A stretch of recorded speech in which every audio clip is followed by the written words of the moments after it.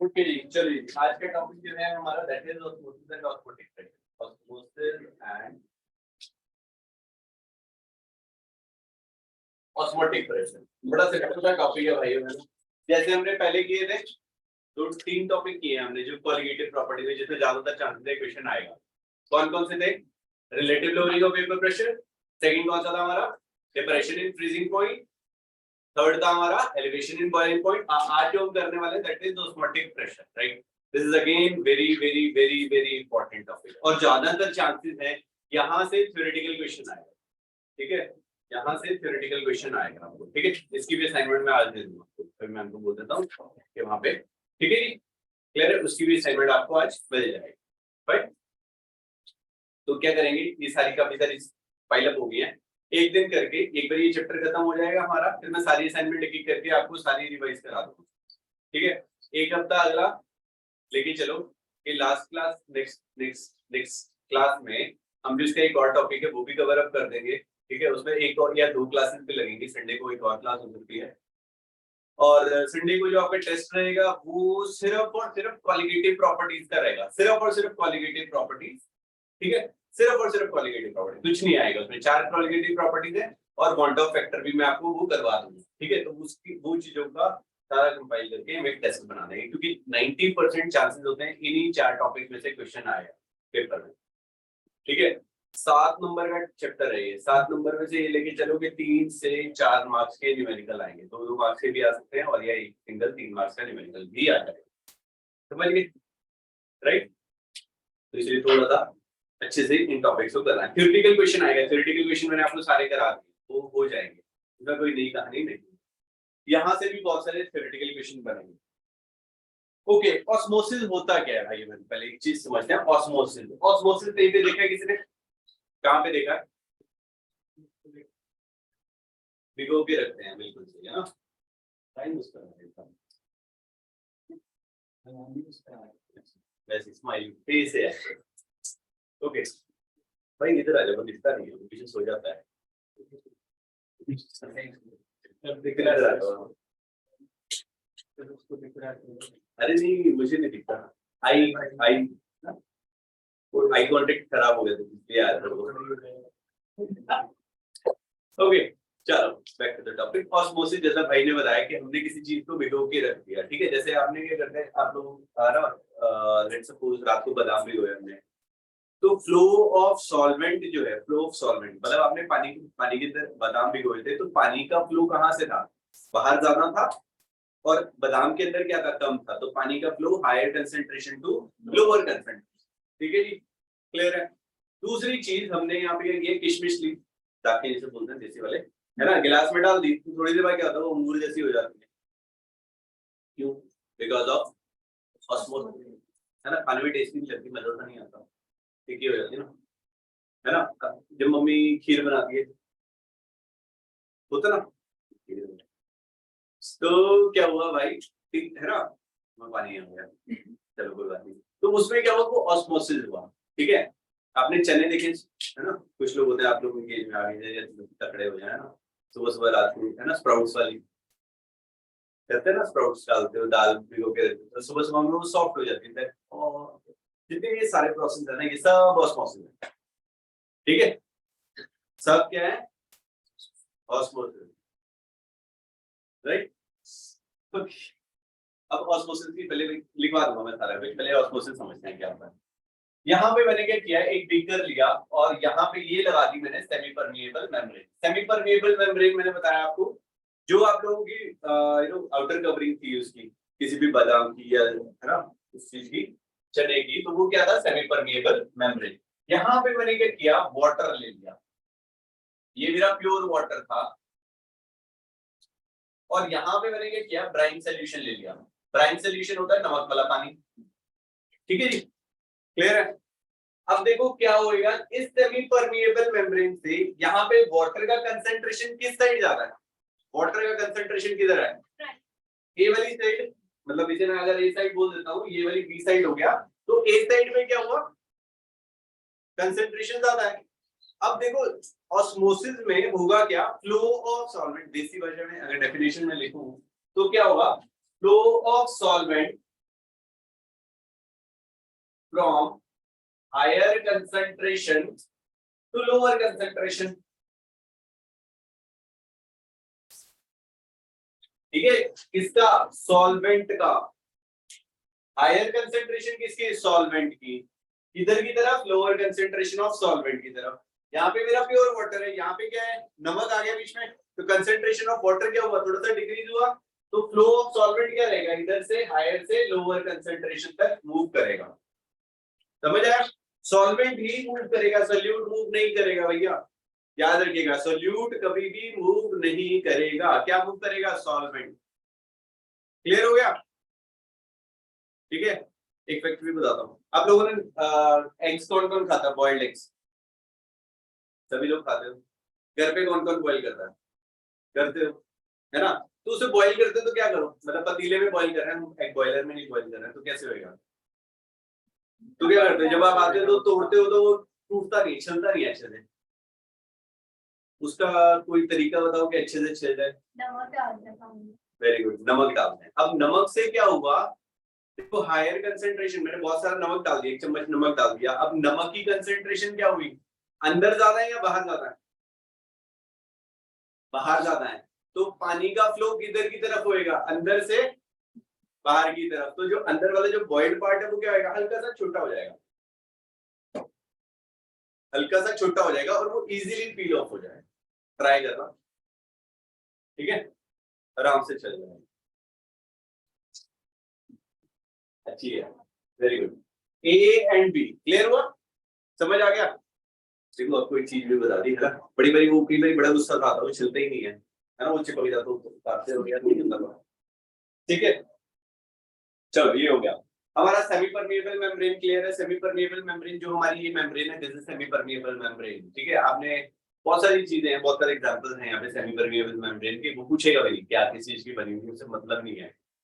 हमें क्या समझना है कि फ्लो ऑफ सॉल्वेंट होने वाला है भाई। मैंने सॉल्वेंट का ही फ्लो होएगा, सोल्यूट का फ्लो कभी भी नहीं होएगा। चीज समझ में आ गई? ये था मेरा ऑस्मोसिस। अब ऑस्मोटिक प्रेशर क्या होता है? ऑस्मोटिक प्रेशर क्या है? हमने तो ऑस्मोसिस पढ़ा, उसके बाद क्या है? Osmotic pressure. ऑस्मोटिक प्रेशर में क्या किया मैंने? यहाँ पे एक पिस्टन लगा दिया, राइट? यहाँ पे मेरे पास प्योर वाटर था और ब्राइन सॉल्यूशन था, फ्लो सॉल्वेंट चल रहा था। मैंने यहाँ पे एक पिस्टन लगाया और पिस्टन पे पी प्रेशर लगा दिया, कुछ प्रेशर लगाया, राइट? और उसकी वजह से क्या हुआ? ये जो फ्लो था ये मेरा बंद हो गया। इसको हम क्या बोलते हैं? Osmotic pressure. इसको हम बोल देते हैं ऑस्मोटिक प्रेशर। क्लियर हुआ? क्या था? प्योर वाटर था, ब्राइन सॉल्यूशन था, मैंने यहाँ पे पिस्टन लगाया और उसके ऊपर कुछ प्रेशर लगाया। वो प्रेशर लगाने से क्या हुआ? जो फ्लो सॉल्वेंट था वो मेरा रुक गया, जो मेरा फ्लो ऑफ सॉल्वेंट था वो रुक गया, राइट? उसे क्या बोल दिया हमने? Osmotic pressure. ठीक है ना? अगर मैं उसके लिए सिंपल सी डेफिनेशन लिखता हूं ऑस्मोटिक प्रेशर की, pressure which just stops the flow of solvent from higher concentration to lower concentration.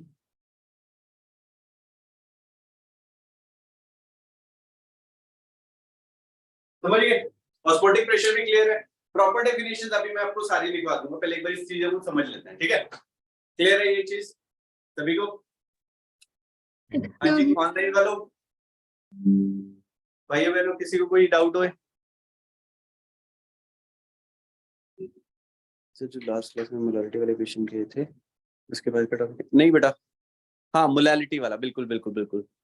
This is the topic जो हमने कहाँ पे किया था,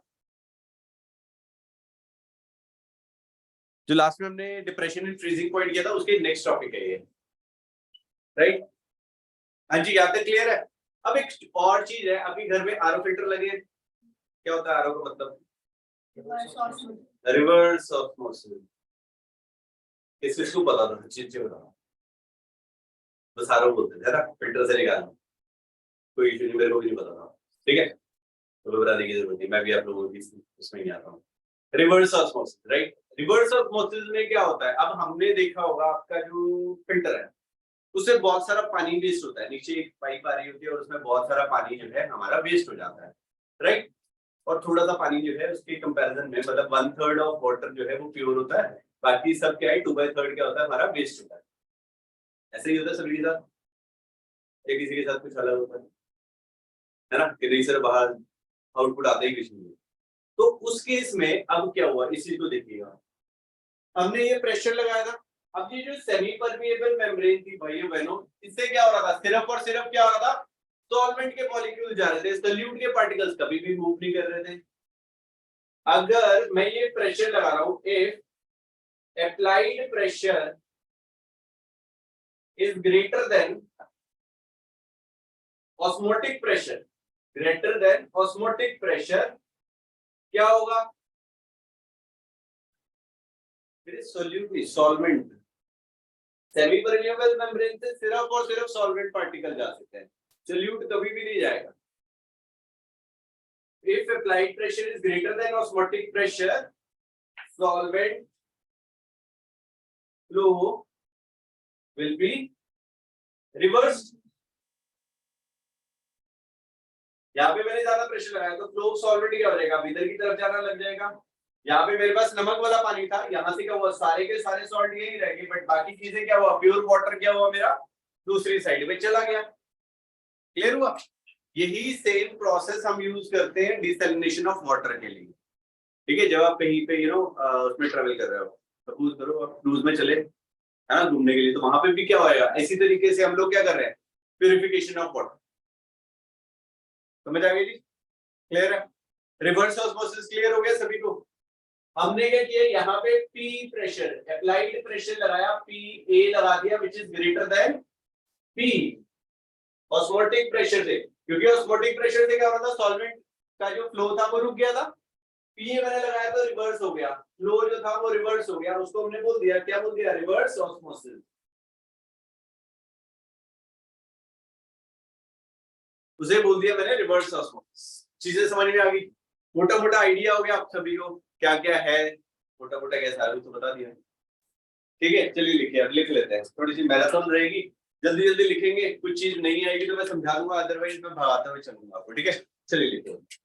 व्हाट इज ऑस्मोसिस। एक और चीज रहेगी, बड़ी इंपॉर्टेंट चीज है, जब इसके न्यूमेरिकल्स आएंगे तो हमने सपोज करो अभी तक 30% उसने दिया हुआ था, ठीक है, अब तक हम क्या कर रहे थे, 30% मास बाय मास या कुछ भी नहीं गिवन है ना, तो बाय डिफॉल्ट क्या होएगा, मास बाय वॉल्यूम। इस चीज का आपको ध्यान रखना है, ऑब्जेक्टिव पेपर में इस टाइप के क्वेश्चंस बहुत बारी पूछे जाते हैं।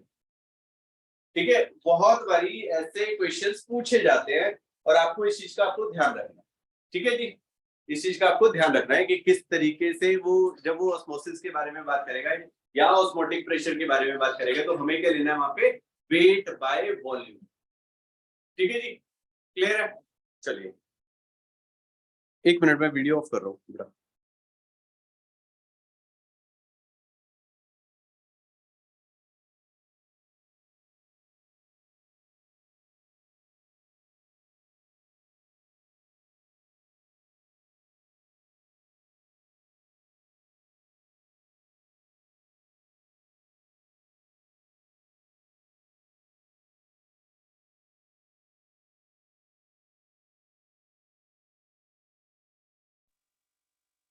भाई तो चलिए लिखिए ऑस्मोसिस। ऑस्मोसिस डेफिनेशन लिखवा रहा हूँ इसका, ऑस्मोसिस का, the spontaneous movement of the solvent, the spontaneous movement of the solvent, spontaneous movement of the solvent molecules either from pure solvent, either from pure solvent into the solution, or from dilute solution, or from dilute solution into the concentrated solution, into the concentrated solution through a semi-permeable membrane. from a dilute solution into the concentrated solution through a semi-permeable membrane. Semi-permeable membrane, SPM लिख लिया करो यार short form में, semi-permeable membrane, SPM.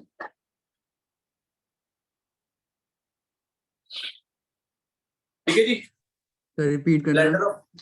Sorry बेटा, repeat करना. Repeat करूं बचपन से. Yes sir. लिखिए, the spontaneous movement of the solvent molecules either from pure solvent into the solution or from dilute solution into concentrated solution through a semi-permeable membrane. Priyanshu लिख लिया बेटा? Yes sir. कुछ रह गया तो बताओ. नहीं. ओके. अब सेमी परमिएबल मेम्ब्रेन दो टाइप की होती है. एक होती है हमारी नेचुरल टाइप की, एक आर्टिफिशियल होती है. ठीक है, उसके अंदर हमारे पास क्या होगी, पार्चमेंट मेम्ब्रेन हो गया, ब्लैडर ऑफ गोट हो गया, या पिग हो गया, या सेल मेम्ब्रेन ऑफ प्लांट्स हो गए. तो ये हमारी सेमी परमिएबल मेम्ब्रेन नेचुरल है. आर्टिफिशियल की अगर हम बात करें तो बड़ी सारी आती है. ठीक है जी. तो उसमें आ गए जैसे gelatinous precipitate of copper ferrocyanide. ठीक है, तो कोई जरूरत नहीं है, इतना डीप में जाने की जरूरत नहीं है. उसके ऊपर कोई काम नहीं आएगा. क्यों नहीं आएगा? क्योंकि अभी जो हमारा सरफेस वाला एक चैप्टर था वो खत्म हो गया, उसमें जाना था ये. Right. Next we have demonstration कराने की नहीं करा रहा हूं मैं, क्योंकि यार डेमोन्स्ट्रेशन आपने पता ही है, मैंने आपको सिंपल सा बता दिया, तो ऐसा पेपर में कुछ आने वाला नहीं है. ठीक है, नोट बनाइए जरा. नोट इसमें लिखिए, the inward osmosis of water, the inward osmosis of water into the semi-permeable membrane, into the semi-permeable membrane, semi-permeable membrane is known as endoosmosis.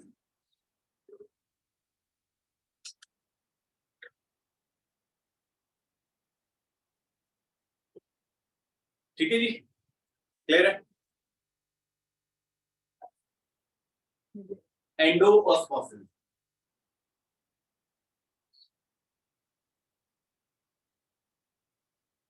Endosmosis, right. Second लिखिए, the outward osmosis of water,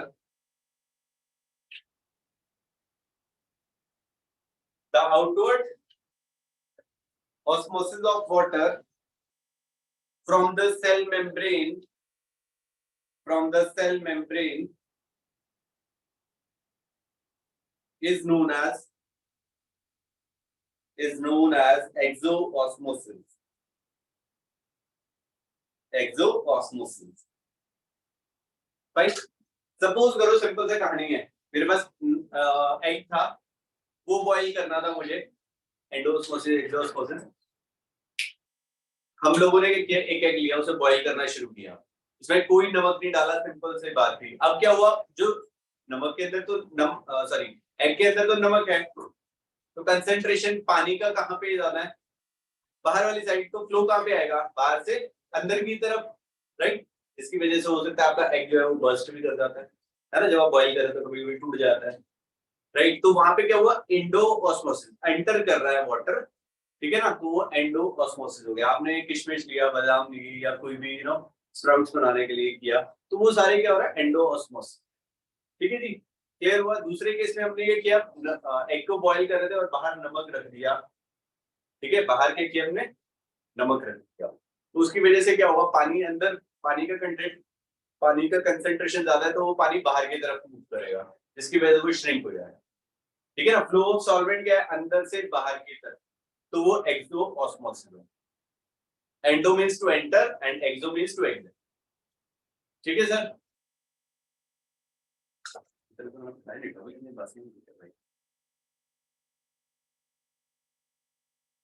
okay, next लिखिए, osmotic pressure. Osmotic pressure clear था, जो वो वाला pressure जिसकी वजह से solvent का फ्लो जो था वो रुक गया था, उसे क्या बोला हमने, ऑस्मोटिक प्रेशर. चलिए लिखिए जरा. the excess pressure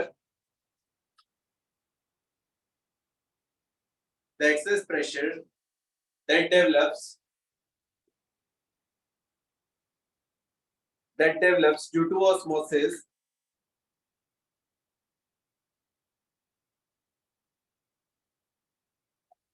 छोड़ो इसे जाने दो ये वाली चलो लिख लो कोई नहीं that develops due to osmosis at a particular temperature that develops due to osmosis at a particular temperature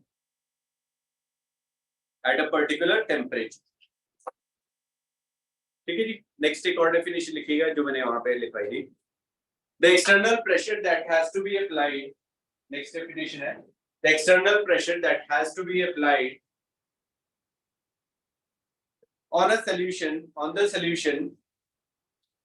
on the solution to prevent sir repeat करना स्टार्टिंग से the external pressure that has to be applied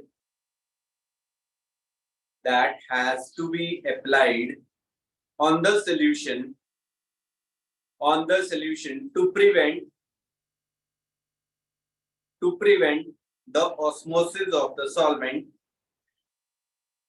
the osmosis of the solvent into it through a semi-permeable membrane that prevent the osmosis of solvent into it through a semi-permeable membrane.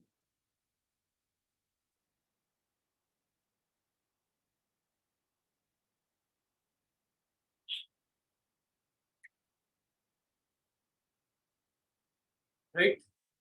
Next देखिए reverse osmosis उसका भी definition. ये applications काफी सारी हैं.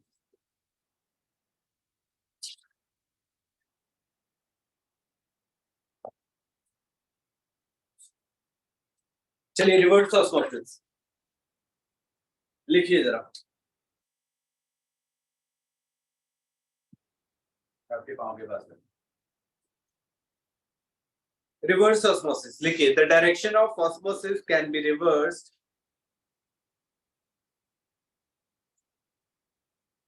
the external pressure the direction of osmosis can be reversed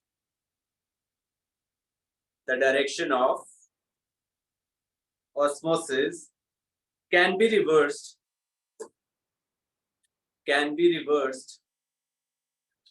if the pressure higher than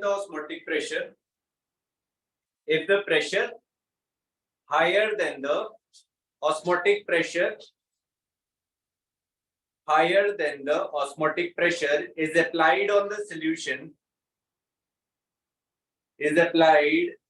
the solution this is known as reverse osmosis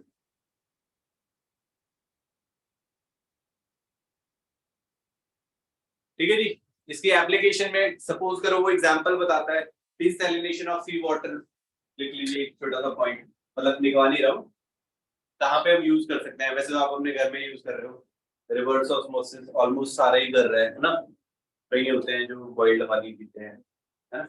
कुछ होते हैं जो है ना आजकल एक वो चला है ग्रीक रियल सिस्टम लगा है 2.5 लाख रुपए 2.8 लाख का फिल्टर लगा है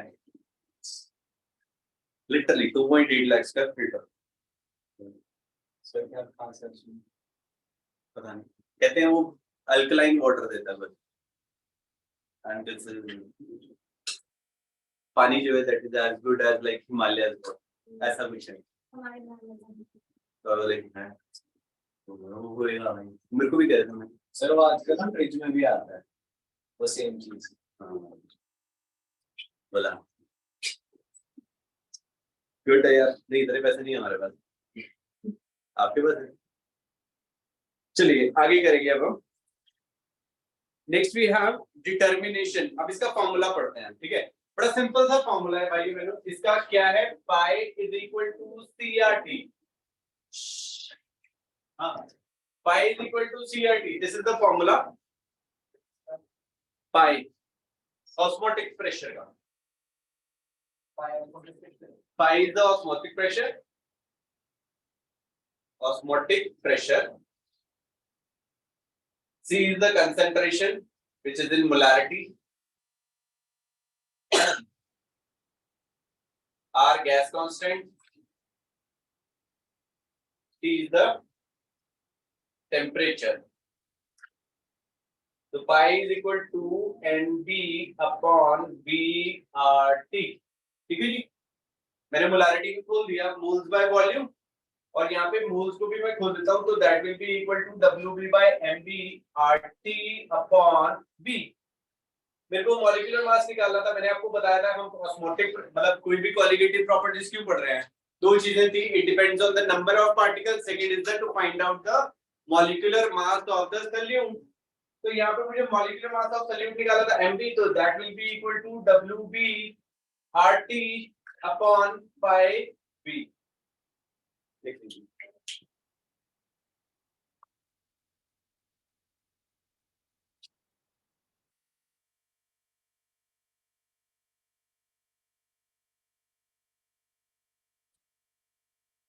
हाँ जी कुछ ना, ओके चलिए आगे। ये तो जस्ट फॉर्मूला था, इसके बाद कुछ और चीजें, छोटी छोटी चीजें जो हम यहाँ पे डिस्कस करेंगे, जैसे आइसोटोनिक। ठीक है, आइसोटोनिक सॉल्यूशंस क्या होता है, हम क्वेश्चन में आएंगे। हाइपरटोनिक सॉल्यूशन क्या होता है। ठीक है, आप लोगों ने देखा होगा कि जो लोगों को हाई बीपी की इश्यू होता है, उनको क्या बोला जाता है, नमक कम खाना है। ठीक है, आप लोगों ने कुछ लोग देखे हैं जो चाइनीज से होते हैं, है ना, होते तो वो अपने एशियन वाले ही हैं, एशियन ही होता है चाइनीज भी, बट उनकी आंखें छोटी छोटी होती है, सिर्फ सूजी होती है आंखों के नीचे से, पफिनेस होती है उनकी आंखों में। ठीक है, वो किनकी होती है, जो लोग नमक ज्यादा खाते हैं। ठीक है, तो अभी बताऊंगा क्या होता है, ज्यादा नमक नहीं खाना चाहिए। ठीक है, हो गया जी, लिख लिए सभी ने। चलिए नेक्स्ट लिखिए, आइसोटोनिक और आइसोऑस्मोटिक सॉल्यूशन। आइसोटोनिक और आइसोऑस्मोटिक सॉल्यूशन।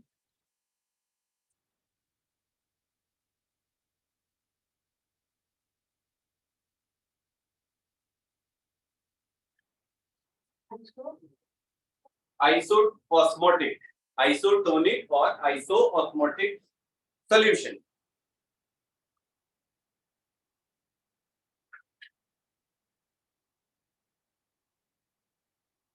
कौन से सॉल्यूशन होते हैं, solution which have the same osmotic pressure. ठीक है जी, which have the same osmotic pressure. चलिए देखिए definition, two dilute solution with the same molecular concentration, two dilute solutions with same molar concentration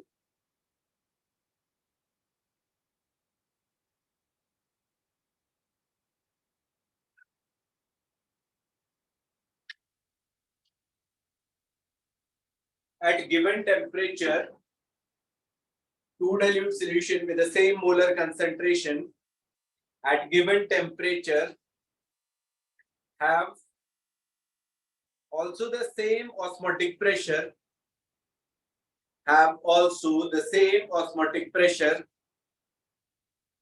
same osmotic pressure. Such solutions are known as isotonic or isoosmotic solution.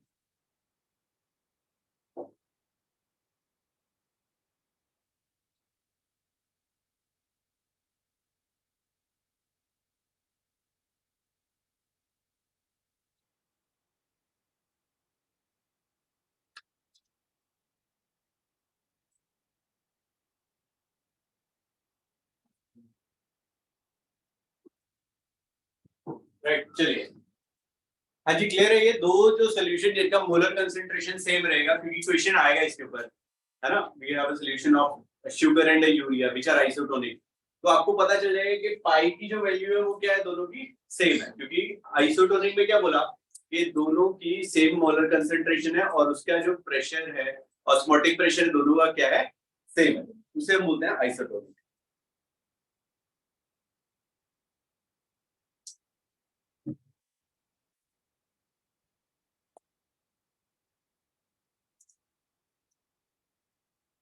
चलिए लिखिए जरा, next line में लिखेगा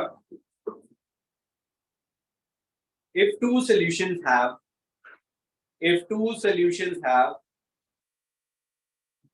different molar concentration of the solute,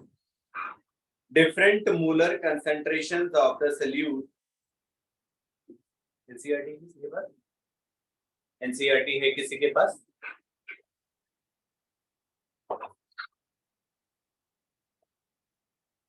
Thank you. Okay, लिखिए if two solutions having different molar concentration of the solute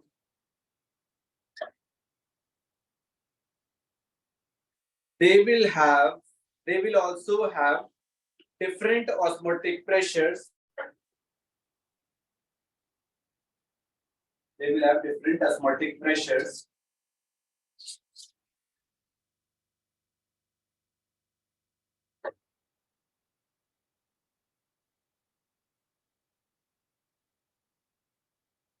They will have different osmotic pressure. The solution having higher solute concentration. The solution having higher solute concentration.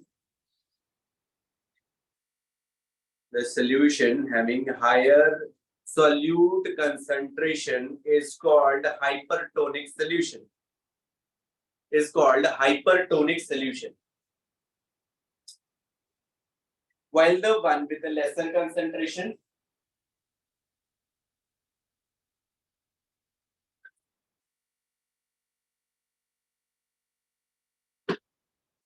while one with lesser concentration of the solute, one with lesser concentration of solute is known as hypotonic solutions. Is called hypotonic solution. ठीक है जी, clear है? अब किसी को समझिए, बड़े simple सी चीज है, इसके ऊपर क्वेश्चन आएगा. अब हाइपोटोनिक समझ में आया कुछ? कहां पे क्या हुआ मैं आपको थोड़ा सा और क्लियर करता हूँ विद एग्जाम्पल. ठीक है, क्वेश्चन पेपर में आता है कि भैया मेरे पास, अब आपने देखा होगा जो लोग हॉस्पिटल में कोई एडमिट होता है तो उनको क्या दिया जाता है, आईवी से या तो ग्लूकोज दिया जाता है ना. जो कुपोषित होते हैं, मतलब जो बेचारे वीक होते हैं, है ना, उनको क्या किया जाता है, ग्लूकोज दिया जाता है. अदरवाइज जो नॉर्मल है उनको क्या दिया जाता है, नॉर्मल सलाइन दिया जाता है. नॉर्मल सलाइन होता है. ठीक है, अब वो जो नॉर्मल सलाइन है उसके अंदर क्या होता है, 0.9% NaCl होता है. ठीक है, जो नॉर्मल सलाइन है उसके अंदर 0.9% क्या होगा भैया, NaCl है. क्लियर है? फाइन. मेरी भाई कई बार जब उनको नहीं मिलता तो इससे चाय भी बनाते हैं लोग. ठीक है, नॉर्मल सलाइन प्योर वाटर होता है. ठीक है, अब क्या हुआ, सपोज करो जो मेरा ब्लड था, है ना, उसके अंदर भी क्या है, उसकी कंसेंट्रेशन क्या है, 0.9% है.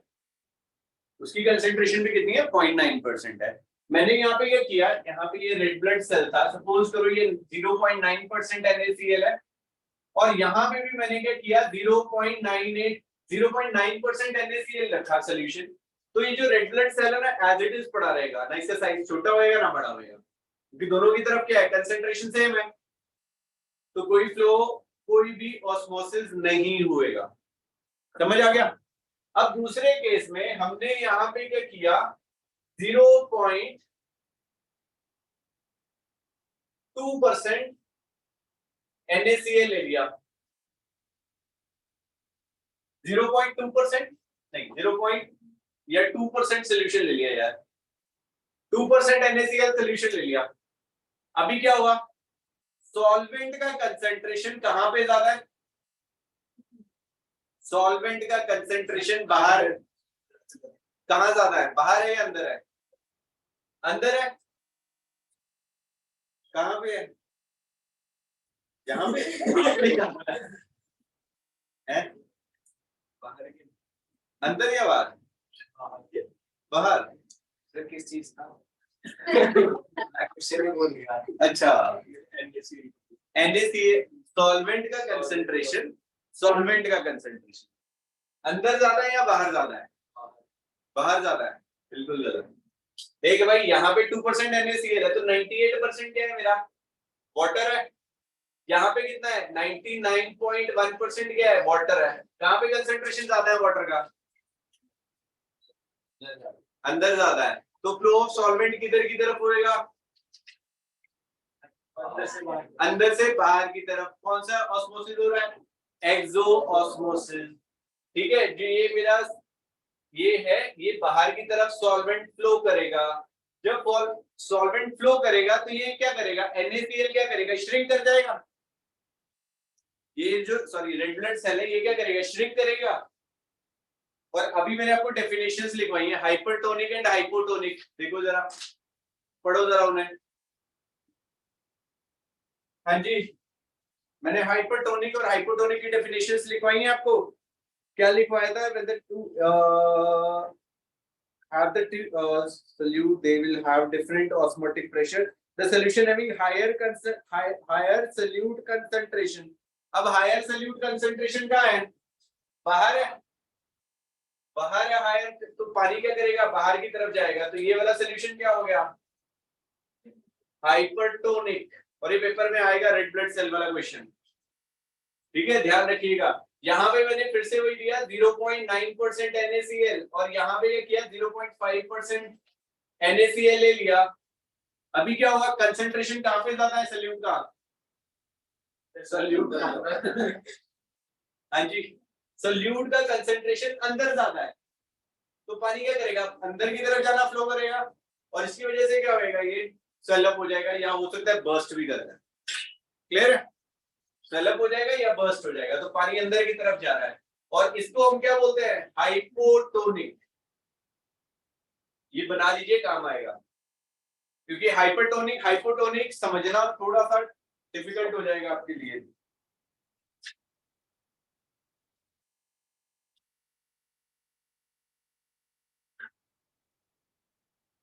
न्यूमेरिकल पार्ट मुश्किल नहीं है, वही वाला सेम कहानी है। फॉर्मूला था, उस फॉर्मूला में वैल्यू डालनी है, और कुछ नहीं है। अच्छा है ये वाले +2 वाले ना, न्यूमेरिकल +1 से तो बहुत अच्छे हैं। देखते हैं अभी टेस्ट में क्या आएगा। करना ही कुछ नहीं। इसे बना लीजिएगा, रेड ब्लड सेल जो है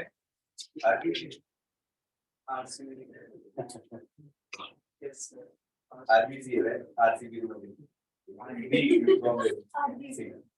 आरसीबी लिखना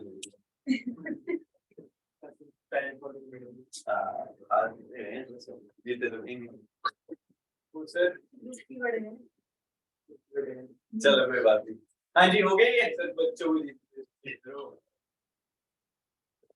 ख्वाहिश पूरी हुई। बच्चों जैसे बूढ़े हो सर, बच्चों की ख्वाहिश पूरा करना। सही बात है, सही बात। हाँ जी, याद रहेगा हाइपरटोनिक एंड हाइपोटोनिक। क्लियर है? याद रखिएगा बेटा, इसमें क्वेश्चंस इंपॉर्टेंट हैं।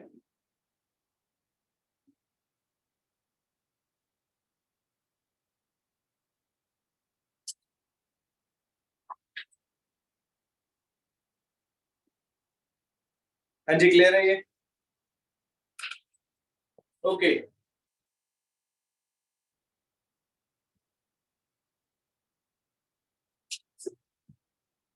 इसको हम एक और चीज भी बोलते हैं,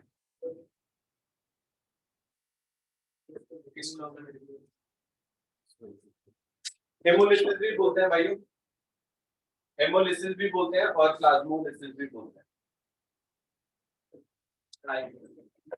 हाँ जी, मतलब रेड ब्लड सेल के साथ हो सकता है आपको ऑब्जेक्टिव में आके बोल दे कि भैया प्लाज्मोलिसिस क्या होता है और हेमोलिसिस होता है। वैसे तो नीट में ही आ सकता है, बट स्टिल अगर पूछ ले तो क्या करो, तो इसलिए लिख लो भाई। इसको वाले जहाँ पे वो स्वेल अप हो रहा है उसे हेमोलिसिस बोल दिया, और जहाँ पे वो श्रिंक हो रहा है उसे प्लाज्मोलिसिस बोल दिया।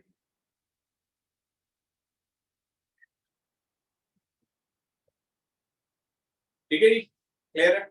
अब हम बायोलॉजिकल इंपॉर्टेंस ऑफ ऑस्मोसिस पढ़ेंगे। ठीक है, इसके अंदर काफी सारे छोटे क्वेश्चन आएंगे आपके, जो हम कवर अप करेंगे। ठीक है जी, जैसे कि मैंने बताया था आपको, है ना, नेपाली जैसी आंखें हो जाती है, छोटी छोटी आंखें। भाई कोई नेपाली है तो मतलब ऐसा फील मत करना, है ना। बट यूजुअली चाइनीज होते हैं, है ना, उनकी आंखें छोटी छोटी होती हैं। वो क्यों होती है? बिकॉज वो बहुत सारा नमक खाते हैं ना। चलिए लिखिए, फर्स्ट लिखिए in human beings.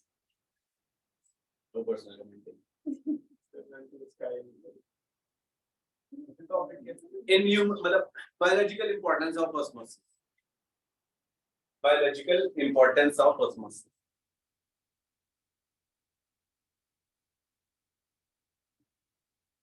This sodium is not good for our health. तो avoid करना चाहिए. ओके, तो कहाँ पे हम ह्यूमन बीइंग की बात करते हैं? इसमें लिखिए फर्स्ट पॉइंट या पॉइंट बना लीजिएगा. People taking a lot of salt or food. People taking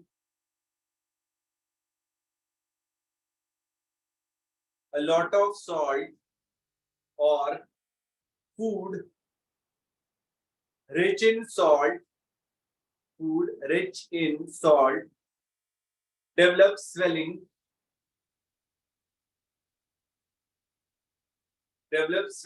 also called edema. EDEMA वो लिख दिया मैंने यहाँ पे. EDEMA, edema. क्लियर है? आगे फुल स्टॉप के बाद लिखिए the salt. भाई कैमरा दिख रहा है ऑनलाइन वालों? यस सर दिख रहा है. ठीक है, चलो. The salt NaCl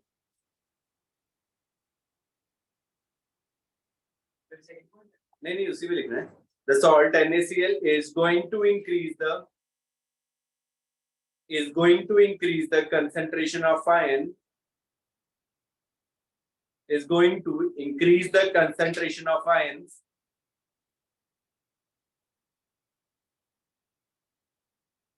ब्रैकेट में लिखिएगा particles in the body. Particles bracket close कर दीजिएगा. Ions ION. हाँ ION. आपको क्या लगा? हैं? Concentration of ion ब्रैकेट में लिखिएगा particles ब्रैकेट क्लोज कर दीजिएगा. In the body, particles को सिर्फ ब्रैकेट में रखना है. In the body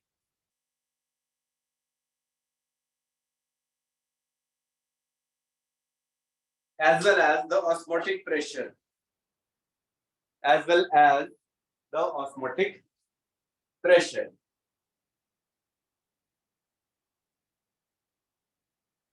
As well as osmotic pressure to neutralize the effect.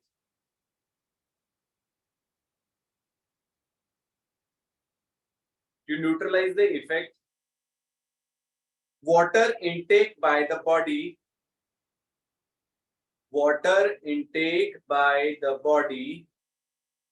Water intake. Didi intake. Water intake. Water intake by the body increases, leading to swelling or edema. Leading to swelling or edema. Or edema. ठीक है जी? Clear है? समझ आ गया? Second लिखिए, इसी में second point. Doctors generally advise persons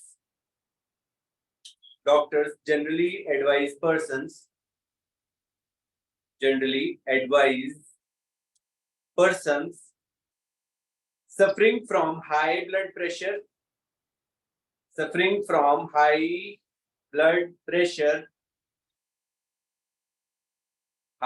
pressure to restrict common salt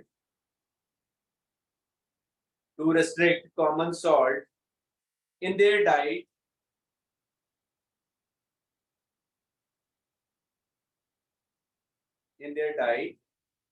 Full stop. लिखिए the large intake of common salt. The large intake of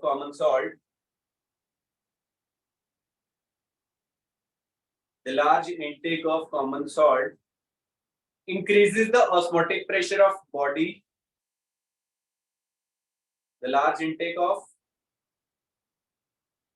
common salt increases the osmotic pressure of the body fluid. Osmotic pressure of body fluid.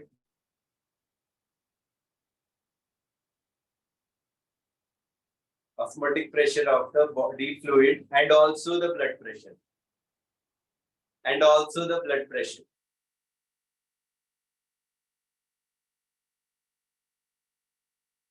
ठीक है जी, clear है, समझ आ गया ये चीज। Okay, तो high blood pressure वालों को ऑस्मोटिक प्रेशर बढ़ जाता है, इसी वजह से नमक क्या करना चाहिए, कम खाना चाहिए। ठीक है, अब उसके बाद प्लांट्स में भी हमारा ये जरूरी होता है। आपने देखा होगा आजकल गर्मी है, सब्जी वाला आता है ना, वो बार बार क्या करता है, पानी डालता रहता है ना। वो क्यों डालता रहता है, ताकि जो उसकी सब्जियां हैं वो फ्रेश रहें, है ना। कभी कभी सपोज करो सार्थक को किसी ने, है ना, प्लांट दिए, ठीक है ना, तो वो क्या करेगा, उसे जाके फ्रेश वाटर के अंदर डाल देगा ताकि वो लंबे टाइम तक है हमारे फ्रेश रहे, राइट। हाँ क्या हुआ, नहीं एक बार ना ऐसी हुआ था, मतलब एक बंदा था, वो भिंडी लेने जाता है, तो बंदा देखता है वो जो सब्जी वाला होता है वो ना उसके ऊपर पानी डाल रहा होता है, बार बार पानी डाल रहा होता है ना। वो बंदा ऐसा होता है ना, मनी जैसा बंदा था। वो कहता भैया जग्गी हो तो 1 किलो तोल दो जरा, है ना। अब वो 1 किलो, मतलब वो क्यों डाल रहा था पानी बार बार उसमें थोड़ी देर बाद, ताकि ऑस्मोसिस रहे, मतलब जो उसने वहां पे यूज किया था, हायर कंसेंट्रेशन ज्यादा रहेगी बाहर, तो पानी क्या करेगा, अंदर रहेगा, और वो चीज जो है ज्यादा लंबे टाइम तक फ्रेश रहेगी। क्या हुआ भाई, मंद मंद मुस्कुरा ही जा रहा है। आपने उसकी बात करी ना, सब्जी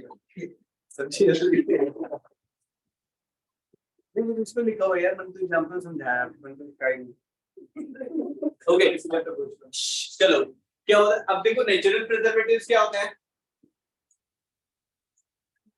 नमक और चीनी, ठीक है। प्रिजर्वेटिव्स की तरह नमक एज अ प्रिजर्वेटिव यूज होता है।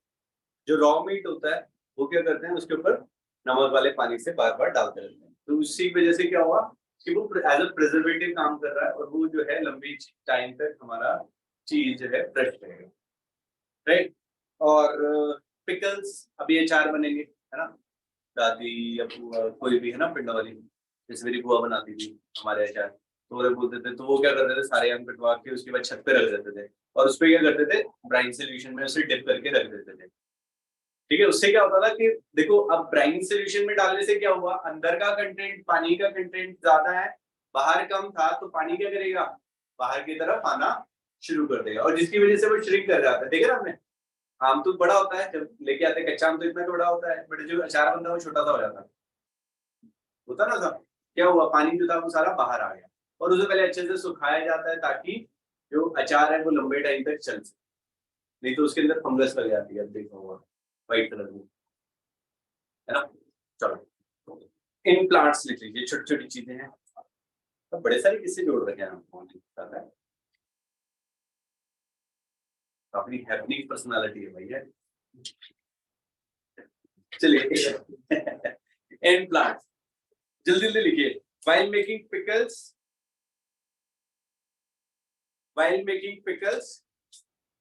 raw mango pieces are first placed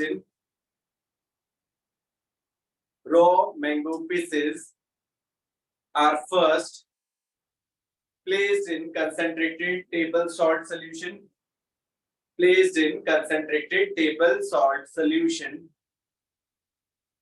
Concentrated table salt solution. Water escapes through the outer skin. The water escapes through the outer skin. Water escapes through the outer skin of the mango pieces. Outer skin of the mango pieces, which act as semi-permeable membrane.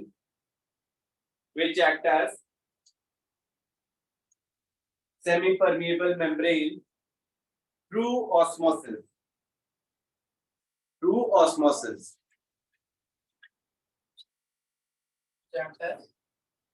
Semi permeable membrane through osmosis. ठीक है, जिसकी वजह से क्या होता है वो अच्छे से सूख जाते हैं और बढ़िया सा अचार बन जाता है। ठीक है, चलिए नेक्स्ट पॉइंट लिखिए। इससे देखो ये मैं आपको इसलिए लिखवा रहा हूँ क्योंकि यहाँ से कंसेप्चुअल क्वेश्चन बनेंगे, तो वो कंसेप्चुअल क्वेश्चन आपके माइंड में रहेंगे, चीजें लिखी होंगी तो समझ में आ जाएगा। है एक ही रीजन है, ऑस्मोसिस है, वहां पे जाके ऑस्मोसिस ही कर रहे हैं, बट वो कहाँ पे डाल सकते हैं तो वो आपको लिखवा रहा हूँ। चलिए नेक्स्ट पॉइंट लिखिए। प्लांट्स यूजुअली विल्ट होता है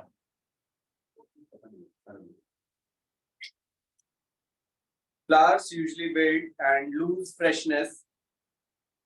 सर यूजुअली के बाद क्या बोले? Wilt या wilt, I don't know. मतलब इसका प्रोनाउंसिएशन शायद मैं गलत बोल रहा हूँ, I don't know, maybe. ठीक है, flowers usually wilt and lose freshness after some time. जब ये क्वेश्चन आएगा किसको याद करना है? सार्थक बाबा। Flowers usually wilt and lose freshness after some time. In order to retain it,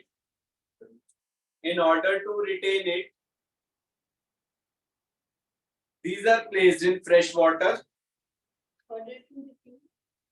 In order to retain it, these are placed in fresh water.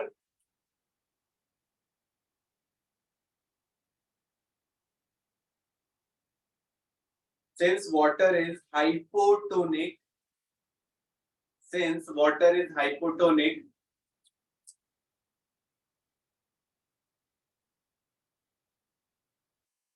in this case, water drops enter the petals. In this case,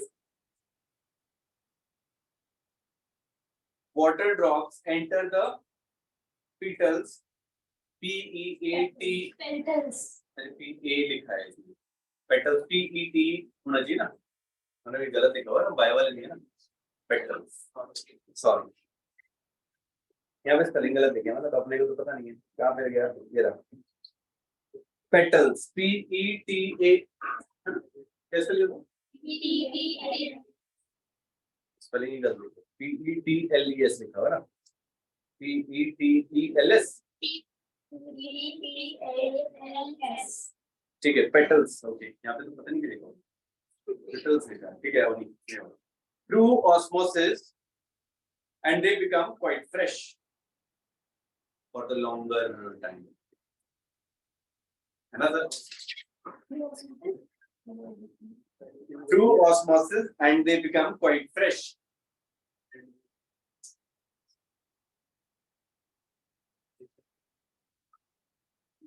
And they become quite fresh. Right. Next point लिखे.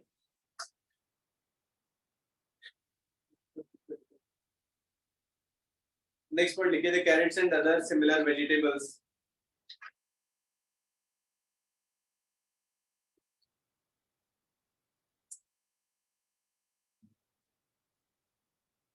Carrots and other similar vegetables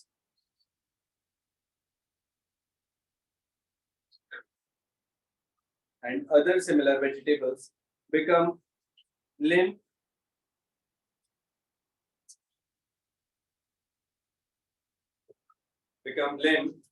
LIMP limp due to water loss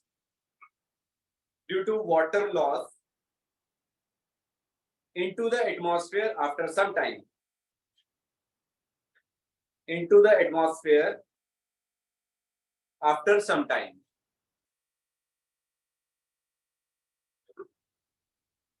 These are placed in water for a brief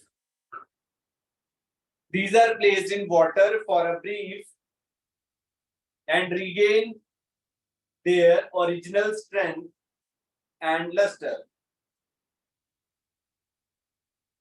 These are placed in water for a brief and regain their original strength and luster. ठीक है जी, यहाँ पे भी क्या हो रहा है, osmosis हो रही है.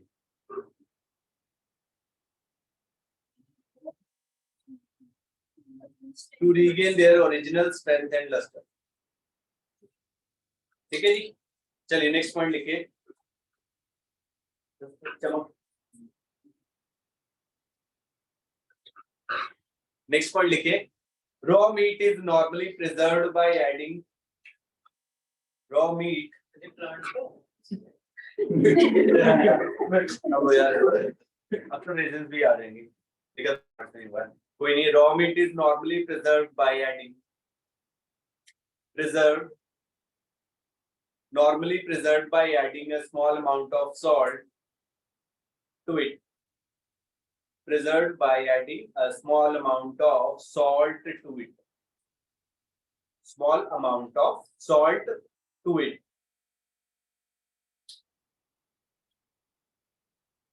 The bacterium responsible for spoiling. The bacterium responsible for spoiling it.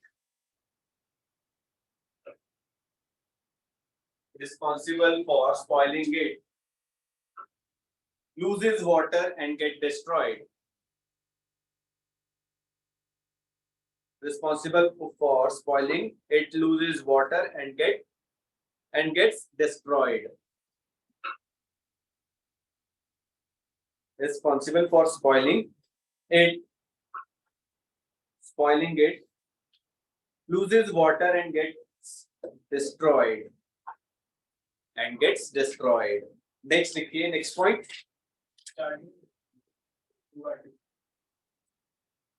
Yeah.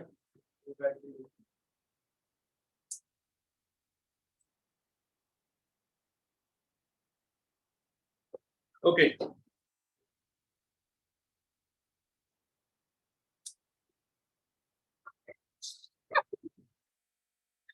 चलिए next लिखिए, next point. Resins swell up when kept in water overnight. Resins swell when kept in water. Resins. Resins.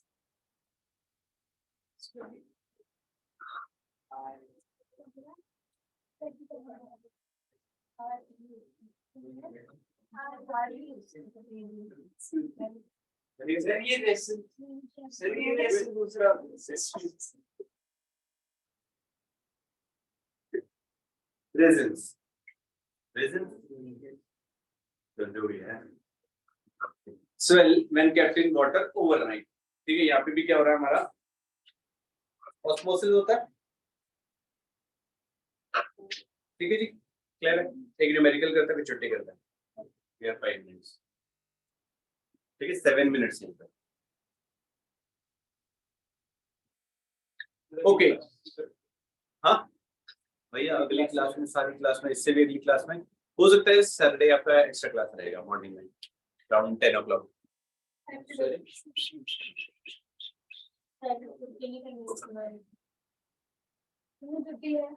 सारी मानते madam की बातें हैं. चलिए लिखिए वैसे ही. चलिए क्वेश्चन लिखिए जरा. एनसीईआरटी का सॉल्ट एग्जांपल है ये.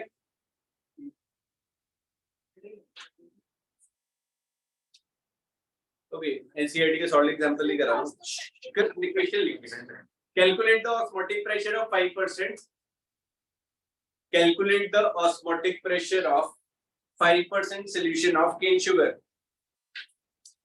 Calculate the osmotic pressure of 5% solution of cane sugar at 15 degrees C.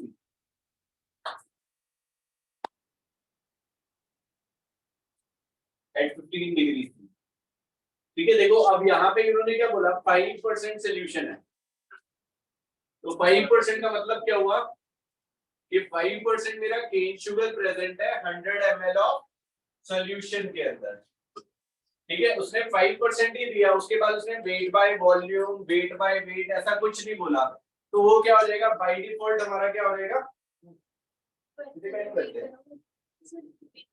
Calculate the osmotic pressure of 5% solution of cane sugar. 5% solution of cane sugar at 15 degree C.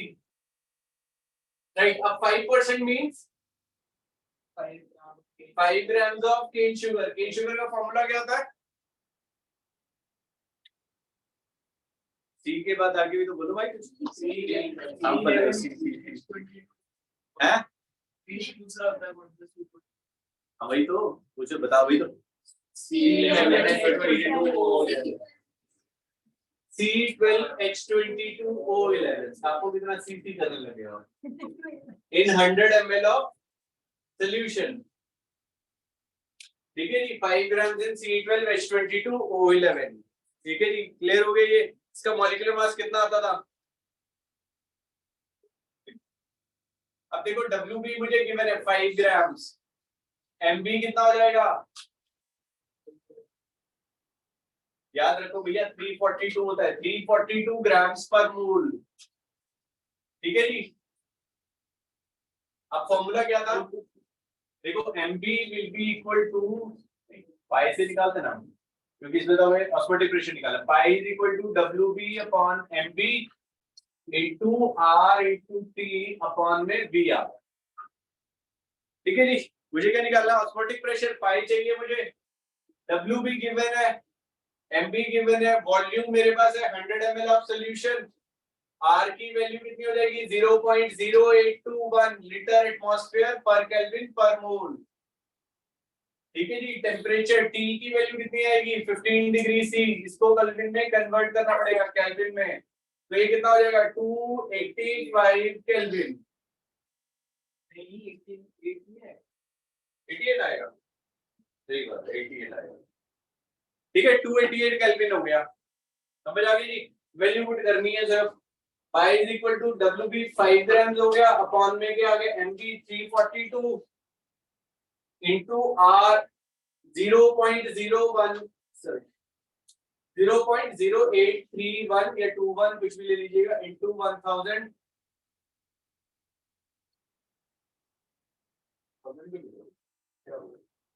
Into 288 upon में MB आ गया upon में B कितना है हमारा 100 भाई अभी calculation को solve करने के लिए इसके लिए क्या करेंगे हम 5 इंटू 1/12 लिख देंगे 1/12 करके देखिए 0.833 आएगा यहाँ पे आ जाएगा 288 और यहाँ पे आ जाएगा मेरा 342 इंटू 12 इंटू 100 इसे सॉल्व कर लीजिएगा आंसर आ जाएगा यहाँ पे हमारा कितना आ रहा है 3.457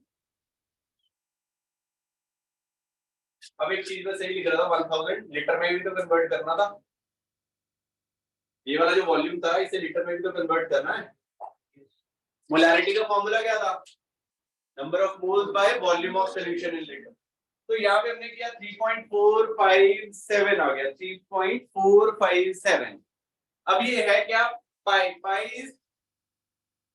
क्या था पाई प्रेशर के यूनिट्स क्या होते हैं एटमॉस्फेयर या बार क्लियर है अब ध्यान रखिएगा भाइयों बहनों थोड़ा सा आंसर में थोड़ा सा चेंज आएगा यहाँ पे क्योंकि 0.0831 है हमने क्या लिया 1/12 तो अगर आप इसे डिवाइड करोगे तो इट कम्स टू 0.0833 बहुत छोटा सा वेरिएशन आएगा इसमें अगर आप सॉल्व करके देखोगे ठीक है जी आपको क्या करना है इस टॉपिक के सारे एनसीईआरटी क्वेश्चन सॉल्व करके लाने हैं जो नहीं करके लाएगा उसको 10 बार ही मिलेंगे एनसीईआरटी सॉल्व एग्जांपल ठीक है नेक्स्ट क्लास में सारी क्वालिटेटिव चारों क्वालिटेटिव प्रॉपर्टीज के रिलेटिव नंबरिंग के depression in freezing point elevation in boiling point and automatic pressure चारों की चार क्वालिटेटिव प्रॉपर्टीज के एनसीईआरटी के सॉल्व एग्जांपल आपकी नोटबुक में होने चाहिए ठीक है this is your homework right तो आज के लिए इतना ही है